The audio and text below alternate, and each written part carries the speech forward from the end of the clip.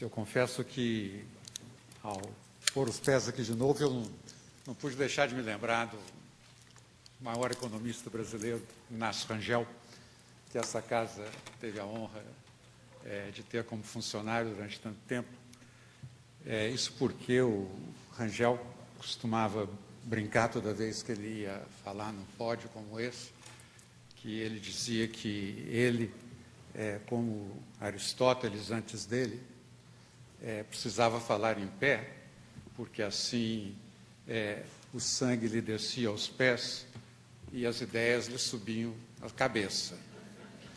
Eu tenho 4 ideias para conversar com vocês hoje aqui, sem nenhuma expectativa de que sejam nem rangelianas nem aristotélicas. São coisas muito simples e se referem à situação muito crítica que eu acho que nós nos encontramos hoje nesse país. A primeira ideia é justamente essa. Eu acho que a evidência dos últimos 33 anos é para não nos deixar em dúvida de que nós estamos prisioneiros da armadilha da renda média.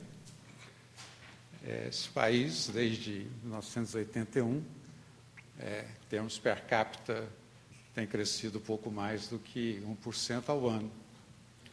E se nós tivemos aí um período de 6 anos que parecíamos, eu e Regis até nos iludimos, no nosso paper recente, de que o potencial de crescimento do Brasil tinha aumentado, mas hoje eu acho que está claro que todo aquele período de 2004 a 2011, que a gente teve um crescimento bastante razoável, foi fruto da bonança externa. Foi fruto do extraordinário aumento dos preços das commodities que a gente exporta e do extraordinário influxo de capital estrangeiro que a gente experimentou nesse período e que acabou em 2011. E voltaram os PIBinhos, voltaram a alta inflação e continuou a desindustrialização. E olhando para frente, cada vez mais analistas, chamados pessimistas talvez, estão dizendo que para até 2020 a taxa potencial é só 2%. Tem gente mais otimista, como o Chico Lopes, mas olha a contrapartida das expectativas do Chico Lopes sobre inflação de 7% ao ano. Claramente a gente tem um trade-off entre crescimento e inflação muito ruim, muito pior do que os nossos vizinhos latino-americanos, especialmente do lado do Pacífico. O segundo ponto é que têm sido apontadas muitas razões para esse desempenho pífio da economia brasileira durante tanto tempo. A taxa de investimento é muito baixa, nós não investimos quase nada em infraestrutura, a carga tributária é sufocante, os nossos estudantes não aprendem nada na escola, como demonstram os resultados dos exames PISA feitos pela OECD, as mazelas são inúmeras. São tantas coisas que estão erradas, né? O ministro Veloso aqui listou tantas coisas que precisam ser feitas, né? Dá vontade até de mudar de país, né? Porque se a gente for ter tanto requisito, né? E aí eu queria lembrar de um outro economista, que também economista internacional, que gostava muito do BNDES, da sua ação lá nos anos 50 e 60, que é Alberto Hirschman. O Alberto Hirschman revolucionou a teoria do desenvolvimento, né? Quando ele propôs isso, todo mundo estava lá muito entusiasmado com a União Soviética, com o planejamento central, com todos fazer crescimento equilibrado de todos os setores ao mesmo tempo, né? E o Hirschman falou, poxa vida, se desse para crescer todo mundo ao mesmo tempo, a gente já era desenvolvido, não precisava fazer política de desenvolvimento, né? Política de desenvolvimento para o Hirschman, né? Era você provocar desequilíbrios regeneradores, né? É você criar algum elemento que rompe com a inércia e faz com que os demais requisitos se alinhem para provocar um novo tipo de crescimento. O Frischmann achava que nos anos 50, 60, isso era a substituição de importação pelos seus efeitos de encadeamento, que iam transformar a estrutura produtiva. Mas ele foi presciente também, não é? Porque, ao mesmo tempo que ele foi um fã da substituição de importações, o que o Brasil fez nos anos 50, ele já lá em 1958 introduziu um termo chamado a exportabilidade. E ele disse muito claramente a única maneira de vocês terem um crescimento sustentado é substituir importações para conseguir outro tipo de exportação. O Brasil conseguiu fazer a substituição de importação, mas não conseguiu fazer a promoção das exportações. Nos anos 60, o PIB per capita da Coreia do Sul era igual ao nosso. Chegou em 1970, com o choque do petróleo, a Coreia resolveu que era melhor começar a exportar de verdade. Já exportava mais ou menos o dobro do que a gente exportava. Nós exportávamos 7%, eles exportavam 14% do PIB. E hoje em dia a Coreia exporta 54% do seu PIB e tem um PIB que é 3 vezes maior do que o do Brasil. Nós exportamos 1,8 vezes mais do que exportávamos, então passamos de 7 para 12 e continuamos aí com a renda per capita da renda média. Mas é pior do que isso. O Brasil é o 7º maior país do mundo, mas se vocês olharem em termos de exportação, é o 25º. E isso é uma peculiaridade brasileira entre os países grandes. A Comunidade Europeia é o maior PIB do mundo, é o maior exportador do mundo. Os Estados Unidos é o 2º maior PIB do mundo, é o 3º maior exportador. A China é o 3º maior PIB do mundo, é o 2º maior exportador. E por aí vai. Entre os países grandes, o único que tem essa peculiaridade de ser grande no PIB, mas pequeno na exportação, além do Brasil, é a Índia, que ainda está nos estágios do Lewisianos, aqueles estágios iniciais de crescimento econômico, onde, aproveitando o mercado interno e transferindo população do campo para a cidade, você consegue aumentar a produtividade e consegue crescer até chegar à renda média, onde a Índia não chegou ainda.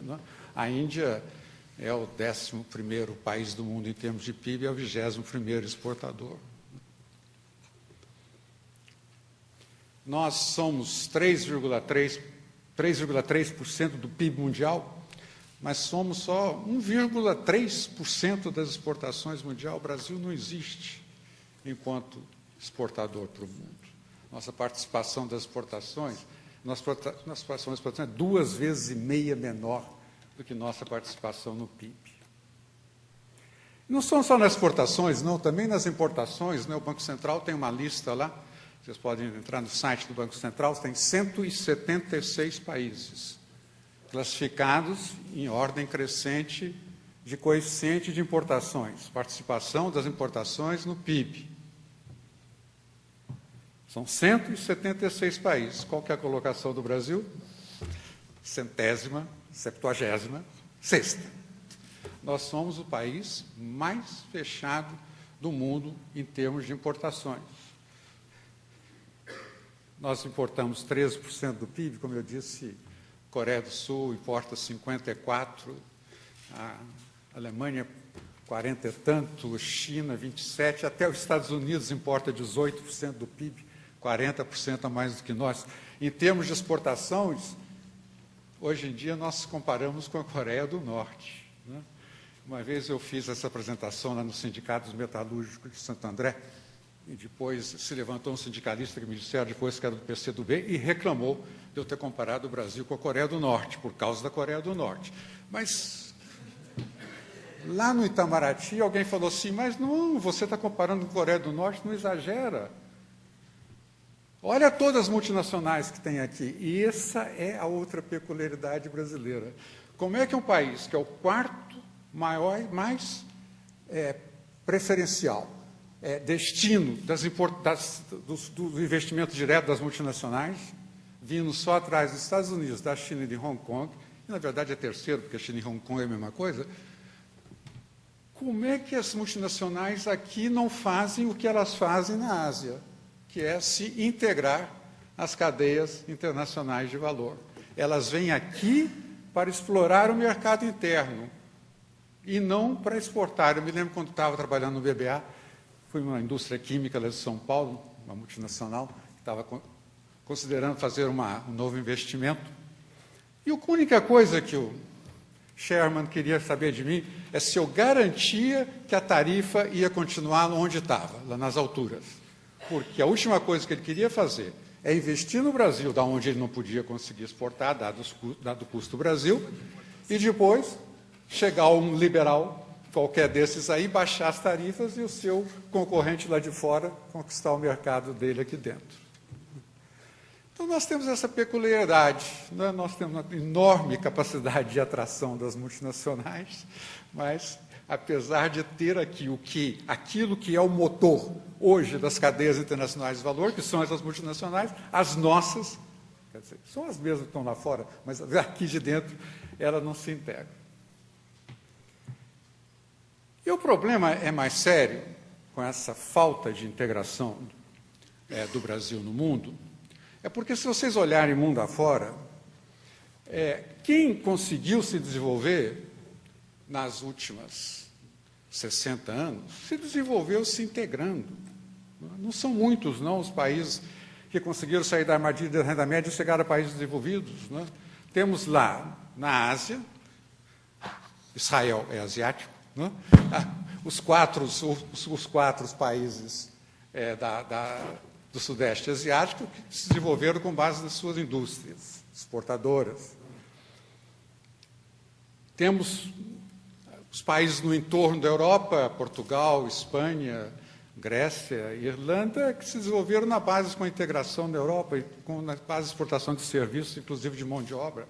E temos países com extraordinária relação entre recursos naturais e população, como Noruega, que era o mais pobre dos nórdicos, hoje é o mais rico do mundo, Austrália e Nova Zelândia, que conseguiram se desenvolver com base em commodities. Né?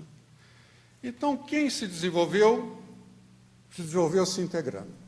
E nós estamos isolados, e agora mesmo as duas grandes forças internacionais, que são a União Europeia de um lado e os Estados Unidos do outro, se chegaram à conclusão de que não conseguem mais crescer se não se integrarem e fizer essa parceria internacional. Não é mais para baixar tarifa, é para facilitar comércio. Então, eu acho que, basicamente, ministro Veloso, nós estamos aqui num ponto de decisão para esse país. Né? Vamos continuar nessa mediocridade ou vamos fazer um plano real, né, para a indústria brasileira que nos permita integrar internacionalmente? E eu tenho proposto algumas ideias nesse sentido, não vou poder falar sobre elas hoje, mas, basicamente, eu tenho que começar pela tributação, como Pedro Passos falou aqui, né? Tem que continuar pela substituição da tarifa pelo câmbio, temos que abaixar a tarifa, temos que reduzir todos esses requisitos de proteção não tarifária, substituir isso por proteção cambial, para que tenha proteção quem tem a capacidade de exportar, e precisamos nos integrar com o mundo através de acordos comerciais. Muito obrigado.